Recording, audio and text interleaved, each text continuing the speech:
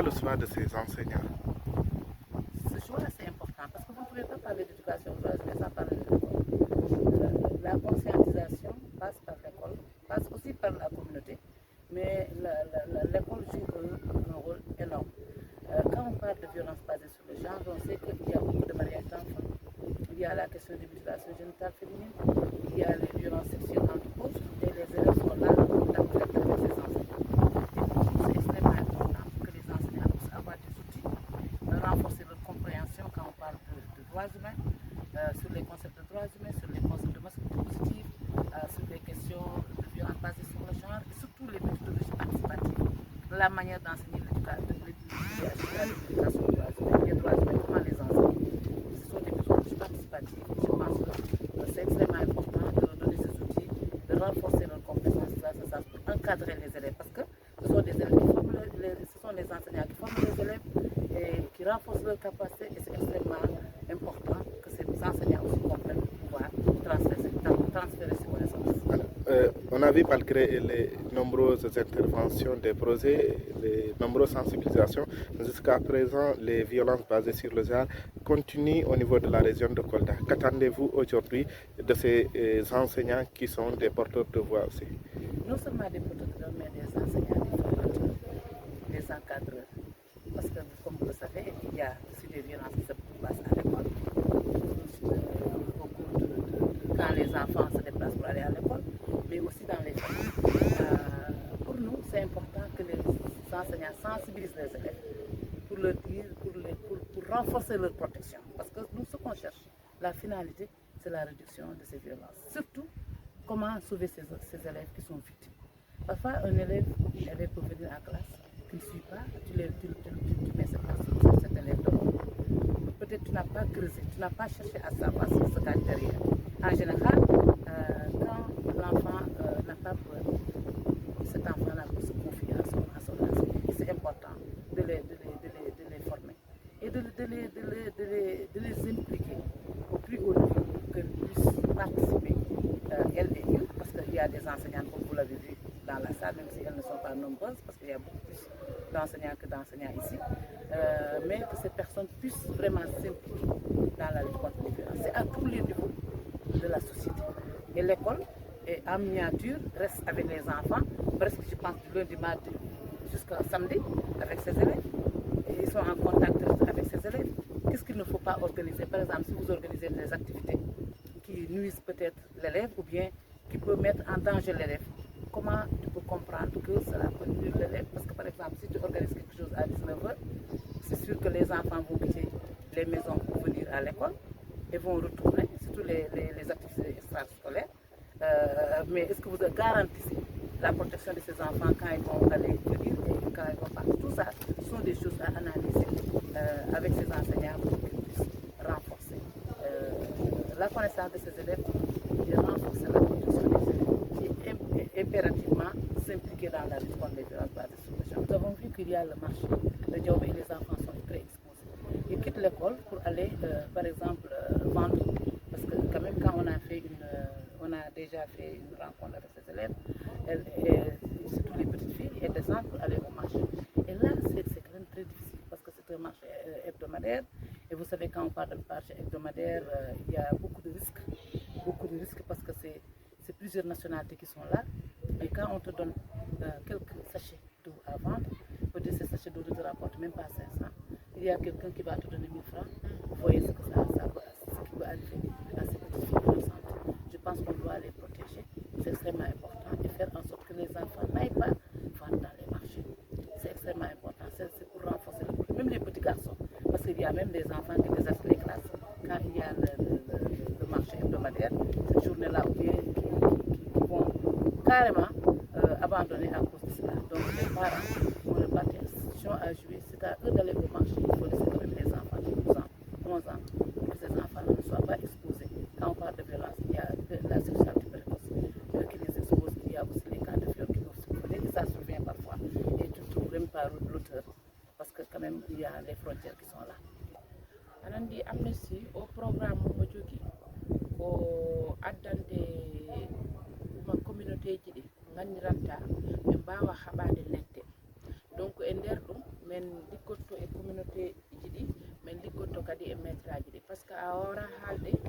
jande ta memani janginowo joni ɗum waɗi min mbaɗi ngari hande ɗo semɗo min convoqué professeur ji janginoɓe ɗo ɓe piiɗo semɗo surveillant ji ɗi même le principal on hen ɓokki e enseignant hoɓe jogui sem2 et sem1 min gaddi ɓe en formation ɓe mbawa wadde sukaɓe ɓe gandiranta ɓe jolɗe ɓe gara école ta cukalel ngel wawra wadde suivre taɗi wondi e caɗele joni on enseignant si formama wawa wallude ngel cukalel ha yalta e ɗen caɗele walla mo hettina cukalel jogui ngel caɗele e nder classe ala en jii e nder région mo Kolda ha joni ɗin ɗon piiji inin keewi hoɗum woni ko paɗɗon tigi tigui e ɓeɗo museɓe ɓe museɓe koɓe padirira ɓe balla sukaɓe par ce que hande sa haali communauté o watta arta école par ce que ɓe sukaɓe jeeyaɓe e nder o communauté ɓe garta gaɗe école aji ɓen sukaɓe kala jolɗe ɓe garta e caɗele joni ɓen metraɓe ko fadiraɓe ɓe mbalsi ɓe formation gasi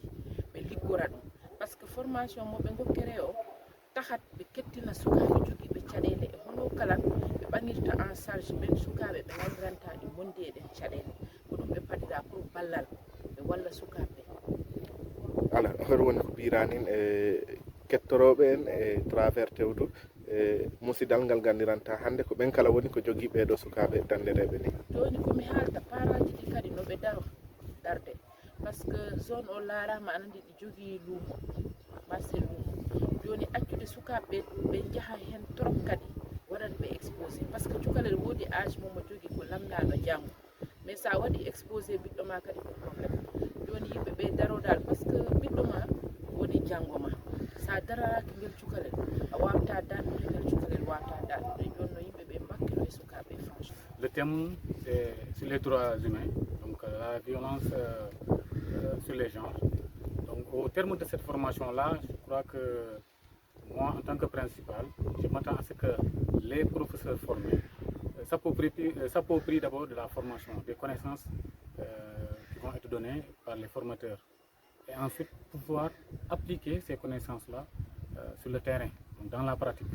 Nous avons vu aujourd'hui, par rapport au thème, nous avons vu qu'il y a beaucoup d'enfants, il y a beaucoup de gamins, il y a beaucoup de jeunes filles, de manière générale, il y a beaucoup d'enfants qui subissent des violences, mais ils n'ont pas la chance d'être aidés, soit psychologiquement, parce qu'il faut assister l'enfant. Donc c'est des thèmes qui tournent autour de ça. Comment protéger l'enfant? Comment faire vraiment faire vivre l'enfant, son enfance pleinement? Parce que nous voyons qu'il y a beaucoup d'enfants qui perdent la dignité, parce que tout simplement, celui qui leur fait perdre la dignité ignore ce que c'est les droits humains. C'est pourquoi vraiment cette formation-là est venue à son heure pour aider les gamins qui sont au collège.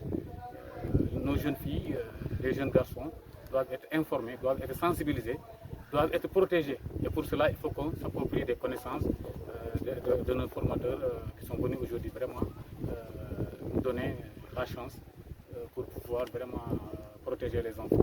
Et par rapport aux enseignants, quand ils vont s'approprier de cette formation-là, de ces connaissances-là, ils vont ce qu'on appelle sensibiliser les élèves.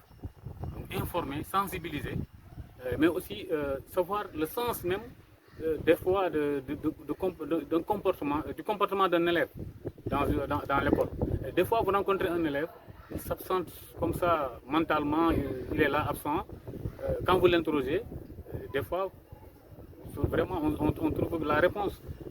Comment dirais-je, la cause, c'est dans la famille. Soit c'est la maman qui fait une violence sur la fille. En tout cas, la cause, on la trouve dehors. Et quand on s'approprie, quand on a la connaissance, on réagit pour pouvoir régler des problèmes. Pour pouvoir régler les problèmes. Je vous dis par exemple, tout récemment, un professeur d'ailleurs m'a interpellé sur un cas.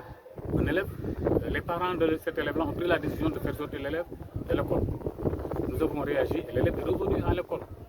Donc c'est vraiment ce qu'il faut, c'est ce à quoi on attend au niveau de l'école. La sensibilisation, vraiment au niveau communautaire, au niveau des écoles. Donc c'est vraiment ça le but de la formation. Et aussi la réaction. Parce qu'il ne faut pas qu'on nous forme, nous sensibilisons, nous avons des informations après et nous ne réagissons pas. Par exemple, quand un professeur reçoit des informations sur l'un des cas de violence, il il doit automatiquement réagir, c'est-à-dire informer. Il peut informer le principal. Nous pouvons informer Amnesty International pour pouvoir résoudre la situation, pour pouvoir résoudre le problème. Donc,